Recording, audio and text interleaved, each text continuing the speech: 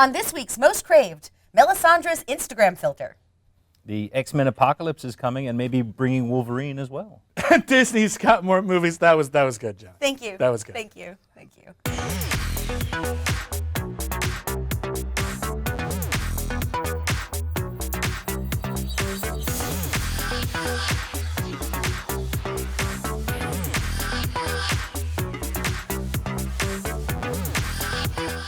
Hey guys, welcome to Most Craved. I'm Jenna Bush with Legion of Leia. I'm Silas Lesnick with ComingSoon.net. And I'm William Bibiani with Crave Online. Hey, we are here with Most Craved. Okay, so let's start off with Game of Thrones. Needless to say, this will be a spoiler for episode 1 of season 6. So if you haven't seen it yet, you skip ahead a couple of minutes and see all the other amazing stuff we're going to talk about. Okay, here goes spoilers.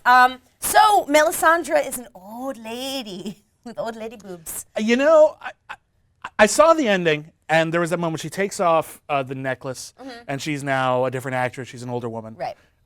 And I feel like there's two reactions to this. One was sort of, you know, like, oldly people are weird, which struck me as a little rude. Like, oh, what if Stannis found out? I'm like, well, he's dead, so who cares? It's not going to be trouble. And secondly, my thing is this. I thought it was actually kind of a beautiful moment because here's a woman who has decided to just throw off all of the facade that she has been putting together in order to do something she believes in, because it's clear she doesn't believe in it anymore. You know, she's taking off her makeup because she doesn't care about who looks at her. At least I hope that's what's going on, and it's not just put it back on again and go back to everything. Because if the entire point is, look, she's old, it's kind of a lame cliffhanger. Well, no, I mean, I think there's what we got from that is proof that the Red God can do the things. I mean, we kind of figured that out from the Smoke Baby, but still, well, that's what it was, Smoke Baby. No, it's just Smoke Baby. Smoke Baby. It's fun. But Does it grow up to be the smoke monster on Lost? I think so. That would make more sense than what they actually explained on Lost. Right. I may have tweeted that. I think it was fascinating because, you know, when she starts disrobing, you can just see in her face this isn't going to be another one of those weird things. But I did not see this coming at all. And having read the books, yes, I'm one of those people that sits on the couch going, I can't tell you anything. Oh, my God. It was really nice to be shocked like that. It was really, really cool. And welcome to our world. Thank you. But it wasn't the necklace. Well, I mean, it sort of was because she's had the necklace off before. She had it off when she was in the tub in the scene with Selyse. But she says things like, true believers don't need tricks. So Selyse could have actually seen her as an old woman. You never know. Like, that could be why she's like, yeah, it doesn't really matter so much that she's screwing my husband. Because he's having sex with an old lady, so there's that.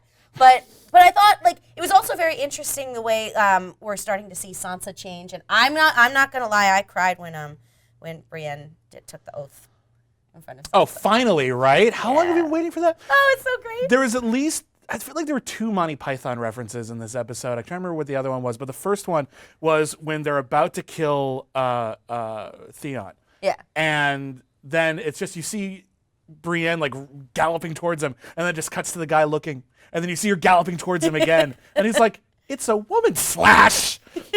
It's just like when Lancelot, it's just like, ha ha. Well, it was a weirdly funny episode because we have the whole Tyrion making the woman think he wants to eat her baby, and then the weird Laurel and Hardy thing with the Dothraki. Like it's the 5th best thing, the naked lady. Like, yeah. what?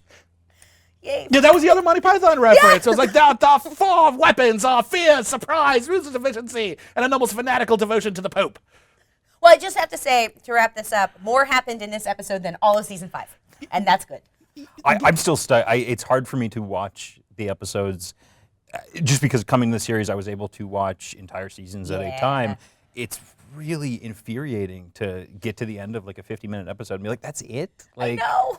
Yeah, it's odd when you watch it episodically just how slow Game of Thrones can really be. This was really kind of the most eventful season premiere in a while. My problem with that is like it's hard to know. Like last season, we had almost the entire season with Tyrion just traveling. Yeah, and Tyrion traveling could take a scene, or it could take an entire year. And knowing that is true of every character and everything they're going through, I have a hard time with that pacing week to week. Yeah, no, I totally get that. And it'll be interesting to see what happens with Jon Snow because I thought it, whatever. He's fine. And Sir Davos is like, yeah, I'd like mutton.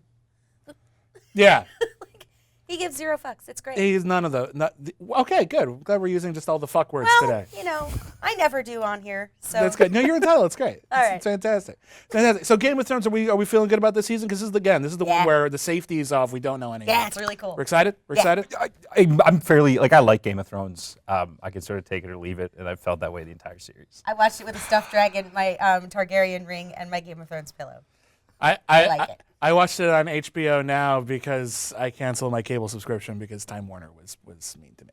So anyway, let's move on. Well, you don't need Time Warner to see X-Men Apocalypse coming to Oh, theaters. that was good. Thank you. And we saw this new trailer, which looks like it has Wolverine in it. I'm saying that might not be Wolverine. Yeah. Why do you say that? I say that because we've been hearing reports. It sounds like X-23 is going to be in the Wolverine solo movie. If they're introducing X-23 and they're going to call her X-23, she's the 23rd clone of Logan. Yep. It would make sense to introduce 22 other clones. I love that you're operating on the philosophy that any of the X-Men movies are going to follow the comic book continuity in any way. They've changed everything at every I'm opportunity. just saying, like, they literally, find. if you have a character named X-23 and her name means that she's the 23rd Weapon X clone, like, you do need some explanation for that. And I kind of like the idea if what Wolverine leads into is the sort of like meta-narrative idea of Hugh Jackman hunting down or coming into conflict with what is essentially a bunch of different ways you could reboot him. Yeah. Yeah. I think that's kind of awesome. No, I'm excited for X-23. I mean, it totally could be that. It could be. And Bryan Singer sort of made comments about it, which kind of implied that it might not be Wolverine. So I'm hesitant because it feels like there have been a lot of twists lately that ended up not being twists. Like we were anticipating and we were cultivating this enthusiasm for the ideas of, who could Kylo Ren be? Turns out he's Kylo Ren.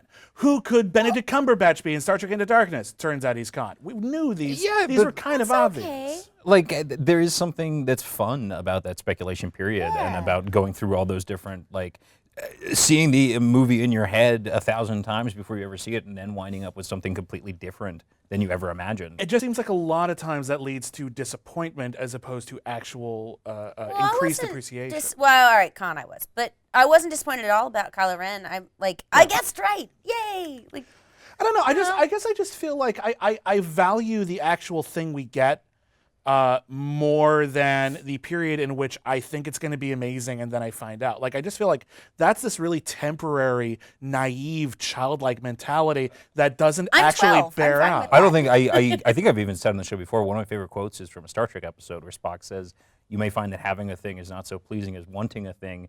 It is not logical, but it's often true." And So you're saying I'm more logical than you. yeah, sure. I understand the idea. I don't know. It feels like we focus on that so much that sometimes we overlook. But it's fun. you're the fan of whatever it is you're a fan of Sure. all the time, Yeah. and you're only going to be watching that movie for 2 hours of your life for the first time. Yeah, well, we got Sure. like a whole year and a half lead up of talking about Star Wars and how exciting it was, and I wasn't disappointed. I guess my point is that yes, you only get that period. You get a long period of build up to something. Then you only get that like 2 hours or so when you watch it, and then for the rest of your life, it is something that is in the past. And why do we value that less? A lot of the times, why do we have to preserve? Oh, I don't think we do. There's plenty of movies where I thought they were going to go different ways, and there's versions of movies that came out. I was super excited for Tim Burton's Planet of the Apes because I thought there was going to be this big twist, and like we were dumb. And in my We all head, were. it's still like, oh, that's a better movie than I imagined, and I'm glad I did. Yeah. Oh, really? So you actually liked Tim Burton's movie better than you thought you would? No, I like the one that I imagined before I saw. I want to see the one that you imagined. Yeah, I like the movie more than most people. But anyway, there's a Disney thing. Speaking of anticipation, there's all these Disney movies that have been announced or clarified. We got the Jungle Book 2 is coming out. Maleficent 2 has been confirmed. Dumbo, we knew about that, but Disney's doubling down on it. Don't do live action. I'm really excited. I think that Jungle Book was fantastic. I like Maleficent. I do too. I think it has some problems, but I like that Disney is sort of hitting on all cylinders right now. And Yeah. you have Zootopia has outgrossed Batman v Superman. That was sort of Disney's throwaway. Like, I guess we'll put it out and see how it does. And it's one of the biggest movies of the year. Jungle Book is performing great. All of these movies do really well, and they have some level of quality to them. Except the Alice movies. I haven't seen the second right. one. I'm seeing it this week. I don't. I think that is speaking of lesser Tim Burton movies. Yeah. It's not my favorite. No, No, fair mine enough. either. I think they're kind of hit or miss. I loved Cinderella. I thought it did wonderful things. I Yeah. thought Jungle Book was really, really good. This doesn't have the level of consistency of like this sort of Well, they're doing a franchise lot. building that There's- they're doing. Some But of them are going to be great. No, but I mean, admire the innovation. Is my point. Right. The only one I'm concerned about is live action Dumbo because elephants and.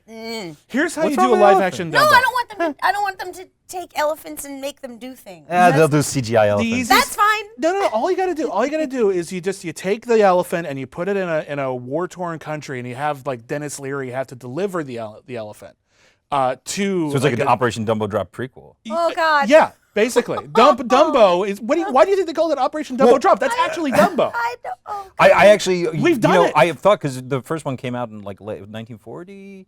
Bring Dumbo into World War II. Have him like Right. flying over England. with Wonder Woman. He's got like the goggles on and everything. It'd be and totally the awesome. DC bombshells. One of the things I like about Disney's approach is it's not. Sometimes it is. It's not always take the animated film and make a live action Right. version. Yes. And with Maleficent, we saw Sleeping Beauty, but from the villain's perspective. And Oz was a prequel. Alice was a sequel. Yeah. I like the idea of sort of mixing it up. Yeah, I admire what they're trying to do creatively. I think they haven't. If there's a formula, I don't think they've quite found it yet, but I think they're getting closer. All I really want, we've got these live action Maleficent, live action Alice in Wonderland, live action Jungle Book. It's all got to build up to Kingdom Hearts, right? Well, I mean, some sort of crossover. Honestly, Maleficent is a great character as a villain to blend properties oh together. yeah, absolutely. But she's not a villain, though. What's that? Well, she's not a villain now, though. It depends. At the end of the movie, she's not a villain. We have the Reese Witherspoon Tinkerbell coming up. I could totally see Tinkerbell and Maleficent coming into conflict. That'd be awesome. I would watch that. I would totally watch that movie. There you go. Alice coming in, lopping all their heads off because she's a warrior. And All right, I totally want Kingdom Hearts now. right? I really do. How do you not do this? Get seriously. Like it'd be the coolest thing ever. I would actually like even the bad ones would be like, yeah, but they're just gonna mix and merge and we're just gonna jump around from world to world and introduce new ones. They just enter stop motion land for Nightmare Before Christmas. All of a sudden everyone's stop motion animated, Maleficent stop motion animated, punching people. You could have, because also Emma Stone, Cruella, she could come to the Jungle Book and try to yes. like capture these animals to make into clothes. done. No elephants. And you in actually space. asked John Favreau about the possibility of Of a tailspin, movie. He said if Bill Murray's down, we might be getting it. So yeah. I think he was joking, but let's just enjoy It's the on Bill idea Murray. for a moment. It's on you, Bill Murray, and as we all know, you love coming back for more franchise installments. And he loves watching Most Craved. So, Of course. Of course he does. Bill, come on. Come on the show. Come on the show. And tweet us at Most Craved, Bill. Tweet us at Most Craved. See you next week.